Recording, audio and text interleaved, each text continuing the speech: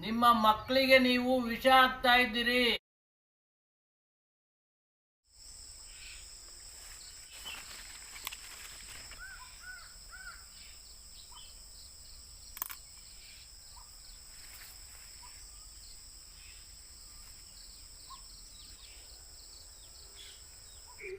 ನಮಸ್ಕಾರ ಸ್ನೇಹಿತರೆ, ನಿಜ ಜೀವನಕ್ಕೆ ಸ್ವಾಗತ. ಈ ದಿನ ನಾವು ಒಂದು ವಿಶಿಷ್ಟವಾದ ಒಂದು ರೆಸಿಪಿ ಮಾಡ್ತಾ ಇದ್ದೀವಿ. ಪಪ್ಪಾಯ ಇಂದ ಮಕ್ಕಳಲ್ಲಿರೋ ಜಂತುಳಗಳು ಕೂಡ ಇದರಿಂದ ಸಾಯ್ತವೆ. ಈ ಪಪ್ಪಾಯ ಇನ್ನೂ ಹಣ್ಣಾಗಿಲ್ಲ, ಕಾಯಿ, ಇದು ಹಸಿ ಪಪ್ಪಾಯ ಅಂತ ಹೇಳ್ತಿರಲ್ಲ ಆ ರೀತಿ. ಇದರಿಂದ ಬೆನಿಫಿಟ್ ಏನು ಅಂದರೆ ಮಕ್ಕಳಿಗೆ ಜಂತು ಹುಳುಗಳ ನಿವಾರಕ ಇದು. ವರ್ಷಕ್ಕೊಂದು 2 ಸಾರಿ 3 ಸಾರಿ ತಿಂದರೆ ಇದರಿಂದ ಜಂತುಳುಗಳು ಕೂಡ ಸಾಯ್ತವೆ. ನಾವು ಹುಡುಗರಲ್ಲಿ ಕೂಡ ಈ ಜಂತುಳುಗಳನ್ನ ಸಾಯಿಸೋಕ್ಕೋಸ್ಕರ ಇದನ್ನೇ ಮಾಡ್ತಾಯಿದ್ರು. ನಮ್ಮ ತಂದೆ ತಾಯಿ ಕಾಯಿನ ಕೊಯ್ದು ಕೊಡ್ತಾಯಿದ್ರು, ಅಥವಾ ಇದರಿಂದ ಅಡುಗೆ ಮಾಡಿ ನಮಗೆ ಇಕ್ತಾಯಿದ್ರು. ಅದಕ್ಕೋಸ್ಕರ ನಮಗೆ ಆಗಿನ ಕಾಲದಲ್ಲಿ ಜಂತುಳುಗಳ ಸಮಸ್ಯೆ ಇರಲಿಲ್ಲ. ಈಗ 6 ತಿಂಗಳಿಗೆ ಅಥವಾ ವರ್ಷಕ್ಕೆ ಜಂತುಳುಗಳು ಮಾತ್ರೆಗಳನ್ನು ಕೊಡ್ತಾ ಇದ್ದಾರೆ ಮಕ್ಕಳಿಗೆ.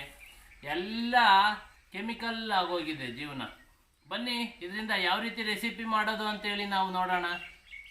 ಸ್ನೇಹಿತರೆ, ಎಲ್ಲ ರೀತಿಯ ಪೋಷಕಾಂಶಗಳುಳ್ಳ ಈ ಪಪ್ಪಾಯನ ತಿಂತ ಒಂದು ಒಳ್ಳೆಯ ರೆಸಿಪಿ ಮಾಡೋಣ. ಬನ್ನಿ ನೋಡಿ. ಇದು ಇನ್ನೂ ಯುವಕ, ಇದು ಇನ್ನೂ ಹುಡ್ತಾ ಇದೆ, ಇದಾಗಲೇ ಕರಗ್ತಾ ಇದೆ. ಈ ಮೇಲ್ಗಡೆ ಇರೋ ಒಂದು ಸಿಪ್ಪೆನ ನಾವು ಈ ರೀತಿ ತಕ್ಕೋಬೇಕು. ಇದೊಂದು ವಿಶೇಷ ರೆಸಿಪಿ, ಎಲ್ಲೂ ಸ್ಕಿಪ್ ಮಾಡದೆ ಪೂರ್ತಿ ನೋಡಿ. ಈ ಪಪ್ಪಾಯ ಗಿಡದಲ್ಲಿ ಹಾಲಿರುತ್ತಲ್ಲ, ಪಪ್ಪಾಯ ಎಲೆಯಲ್ಲಿ, ಪಪ್ಪಾಯ ಹಣ್ಣಲ್ಲಿ ಹಾಲಿರುತ್ತಲ್ಲ, ಆಯುರ್ವೇದದಲ್ಲಿ ಇದಕ್ಕೂ ಕೂಡ ಮಹತ್ವ ತುಂಬ ಇದೆ. ಇದರಿಂದ ಅನೇಕ ಜ್ವರಗಳು ಕೂಡ ವಾಸಿ ಆಗ್ತವಂತೆ.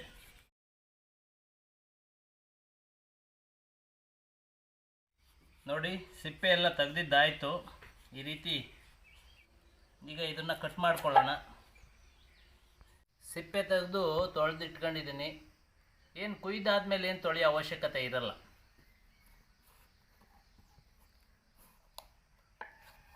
ಪ್ಯೂರ್ ನಾಟಿ ಪಪ್ಪಾಯ, ಬೀಜ ಎಲ್ಲ ತಕ್ಕೊಳ್ಳೋಣ. ಸ್ನೇಹಿತರೆ, ಈ ರೀತಿ ಸಣ್ಣದಾಗಿ ಕಟ್ ಮಾಡ್ಕೋಬೇಕು ಮೊದಲಿಗೆ.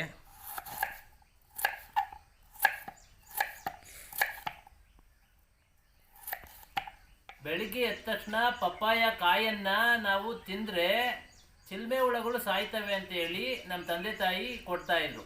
ಅದೇ ರೀತಿ ನಾವು ಕೂಡ ನಮ್ಮ ಮಕ್ಕಳಿಗೆ ನಾವು ಇದನ್ನು ಕೊಡಬೇಕು. ತುಂಬ ಒಳ್ಳೆಯದು. ನೋಡಿ ಎಷ್ಟು ಚೆನ್ನಾಗಿದೆ. ಇಂಥವನ್ನೆಲ್ಲ ನೈಸರ್ಗಿಕವಾಗಿ ತಿನ್ನಿಸಿದ್ರೆ ಆರೋಗ್ಯದ ಸಮಸ್ಯೆಗಳು ಅಷ್ಟಾಗಿ ಬರಲ್ಲ. ಈ ರೀತಿ ಮಾಡಿ ಮಕ್ಕಳಿಗೆ ಕೊಡಿ, ಸಣ್ಣ ಸಣ್ಣ ಪೀಸ್ಗಳಾಗಿ ಮಾಡಿ ಕೊಡಿ, ತುಂಬ ಖುಷಿಯಾಗಿ ತಿಂತವೆ. ರೆಸಿಪಿ ಮಾಡೋಣ ಬನ್ನಿ. ಸ್ನೇಹಿತರೆ, ಒಂದು ಹದವಾಗಿರೋ ಪಪ್ಪಾಯ ಕಾಯನ್ನು ನಾವು ಕಟ್ ಮಾಡಿ ಇಟ್ಕೊಂಡಿದ್ದೀವಿ. ಸ್ವಲ್ಪ ಕೊತ್ತಂಬರಿ ತೊಗೊಂಡಿದ್ದೀನಿ, 2 ಈರುಳ್ಳಿನ ಕಟ್ ಮಾಡ್ಕೊಂಡು ಇಟ್ಕೊಂಡಿದ್ದೀವಿ, 5 ಮೆಣಸಿನ್ಕಾಯಿ ಕಟ್ ಮಾಡ್ಕೊಂಡಿದ್ದೀನಿ, 1 ಟೊಮೊಟೊ ಕಟ್ ಮಾಡಿ ಇಟ್ಕೊಂಡಿದ್ದೀನಿ, 5 ಎಸಳು ಬೆಳ್ಳುಳ್ಳಿನ ಜಜ್ಜಿ ಇಟ್ಕೊಂಡಿದ್ದೀನಿ, 1/4 ಭಾಗ ತೆಂಗಿನಕಾಯಿ ತುರಿದಿಟ್ಕೊಂಡಿದ್ದೀನಿ. ಬನ್ನಿ ಈ ರೆಸಿಪಿನ ಹೇಗೆ ಮಾಡೋದು ಅಂತ ಹೇಳಿ ನೋಡೋಣ. ಎಣ್ಣೆ ಹಾಕ್ಕೋತಾ ಇದ್ದೀವಿ, ಸಾಸಿವೆ ಹಾಕ್ಕೋತಾ ಇದ್ದೀವಿ, ಕರಿಬೇವು ಹಾಕ್ಕೋತಾ ಇದ್ದೀವಿ, ಬೆಳ್ಳುಳ್ಳಿ ಹಾಕ್ಕೊಳ್ಳೋಣ, ಈರುಳ್ಳಿ ಹಾಕ್ಕೊಳ್ಳೋಣ,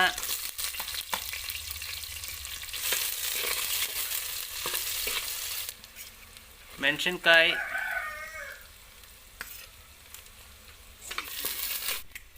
ಟೊಮೊಟೊ, ಕಟ್ ಮಾಡ್ಕೊಂಡಿರೋ ಪಪ್ಪಾಯ ಕಾಯಿಗಳನ್ನು ಹಾಕ್ಕೋತಾ ಇದ್ದೀವಿ. ಇದನ್ನು ಕ್ಲೀನಾಗಿ ಮಿಕ್ಸ್ ಮಾಡ್ಕೋಬೇಕು.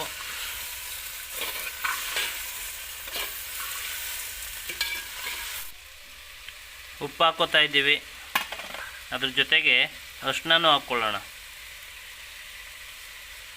ಈ ರೆಸಿಪಿ ಚಿಲ್ಮೆ ಹುಳ ಅಥವಾ ಜಂತುಳಕ್ಕೆ ರಾಮಬಾಣ.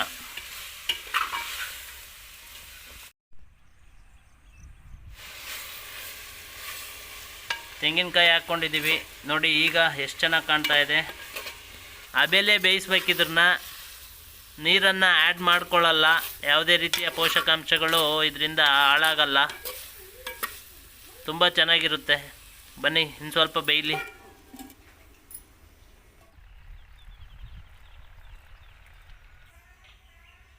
ಬೇಲೆ ಬೆಂದಿದೆ. ಚಪಾತಿ ಜೊತೆಗೆ ಇವತ್ತು ಒಂದು ಒಳ್ಳೆ ರೆಸಿಪಿನ ಟೇಸ್ಟ್ ಮಾಡೋಣ ಬನ್ನಿ.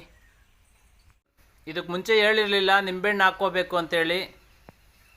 ಒಂದು ನಿಂಬೆಹಣ್ಣು ಕೂಡ ಹಿಂಡ್ಕೋತಾ ಇದ್ದೀವಿ. ಕೊನೆಗೆ ಕೊತ್ತಂಬರಿ ಸೊಪ್ಪು ಹಾಕ್ಕೋಬೇಕು. ಸ್ವಲ್ಪ ಮಿಕ್ಸ್ ಮಾಡ್ಕೊಳ್ಳೋಣ ಲೈಟಾಗೆ. ಸೂಪರಾಗಿದೆ. ಬನ್ನಿ ಟೇಸ್ಟ್ ಮಾಡೋಣ. ಸರ್ವ್ ಮಾಡ್ಕೋತಾ ಇದ್ದೀನಿ.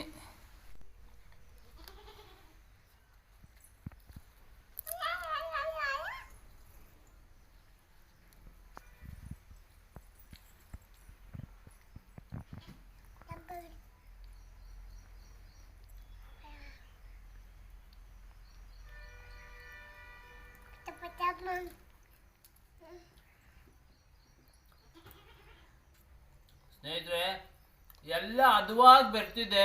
ಅದ್ರ ಜೊತೆಗೆ ಮೇಯ್ನ್ ಆಗಬೇಕಾಗಿರೋದು ನಮಗೆ ಆರೋಗ್ಯ. ಅಮೆಝಾನ್ ಕಾಡೇ ಹಾಳಾಗ್ತಾ ಇದೆ ಸ್ನೇಹಿತರೆ. ಎಲ್ಲರೂ ಅರ್ಥ ಮಾಡ್ಕೋಬೇಕು. ರಾಸಾಯನಿಕ ಗೊಬ್ಬರ, ರಾಸಾಯನಿಕ ಔಷಧಿಗಳನ್ನು ಕಡಿಮೆ ಮಾಡಿ ನಿಮ್ಮ ಮಕ್ಕಳಿಗೆ ನೀವು ವಿಷ ಆಗ್ತಾ ಇದ್ದೀರಿ. ಯುವ ಜನಾಂಗದಿಂದ ಹಿಡಿದು ವಯಸ್ಸಾದವ್ರ ತನಕ ಅರ್ಥ ಮಾಡ್ಕೋಬೇಕು. ನಿಮ್ಮ ಮಕ್ಕಳಿಗೆ ನೀವು ವಿಷ ಆಗ್ತಾ ಇದ್ದೀರಿ ಅಂತ ಹೇಳಿ ನಾನು ಅವತ್ತಿಂದ ಹೇಳ್ತಾ ಇದ್ದೀನಿ. ಆದಷ್ಟು ಕೆಮಿಕಲನ್ನು ಕಡಿಮೆ ಮಾಡಿ ನೈಸರ್ಗಿಕ ಆಹಾರಗಳನ್ನು ಬಳಸಿ ಆರೋಗ್ಯನ ಚೆನ್ನಾಗಿಟ್ಕೊಳ್ಳಿ. ಅದ್ರ ಜೊತೆಗೆ ಇಂಥ ಆಹಾರನ ಮಕ್ಕಳಿಗೆ ಮಾಡಿಕೊಡಿ. ಆರೋಗ್ಯವಂತರನ್ನಾಗಿ ಮಾಡಿ ಆರೋಗ್ಯಕರವಾದ ವಿಡಿಯೋಗಳನ್ನು ತರ್ತಾ ಇರ್ತೀವಿ. ವಾತಾವರಣದ ವೈಪರೀತ್ಯ ಮನುಷ್ಯನಿಂದಲೇ ಹಾಳಾಗ್ತಾ ಇರೋದು. ಅದರಿಂದ ಆದಷ್ಟು ಗಿಡ ಮರ ನೆಡಿ. ಈ ವಿಡಿಯೋ ನಿಮಗೆ ಇಷ್ಟ ಆಗಿದ್ರೆ ಲೈಕ್ ಮಾಡಿ, ಶೇರ್ ಮಾಡಿ, ಸಬ್ಸ್ಕ್ರೈಬ್ ಮಾಡಿ, ಬೆಲ್ ಐಕಾನ್ ಕ್ಲಿಕ್ ಮಾಡಿ, ಆಲ್ ಅಂತ ಕೊಡಿ ಅಂತ ಹೇಳ್ತಾ ನಮಸ್ಕಾರ. ಜೈ ಹಿಂದ್, ಜೈ ಕರ್ನಾಟಕ ಮಾತೆ.